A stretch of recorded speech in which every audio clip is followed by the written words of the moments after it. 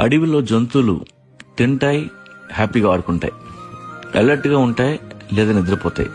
కానీ వాటికి అన్హ్యాపీగా ఉండటం అంటే ఏంటో తెలియదు. కానీ మనకి తెలుసు. మనకి లేనివన్నీ గుర్తు తెచ్చుకుని ఏడుస్తాం. మన ఏడుపంతా లేని దానికోసం.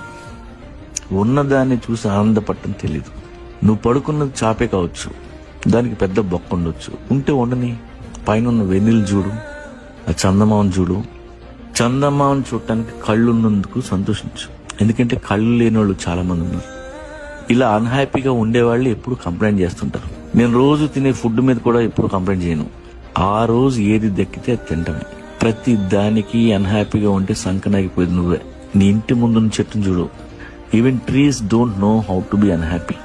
నవ్వుతూ ఉంటాయి, నీడనిస్తాయి, పండునిస్తాయి తప్ప గాలిచ్చి కొమ్మలు ఇరిగిన, గొడ్డలతో నరికిన దే నెవర్ ఎవర్ కంప్లైంట్.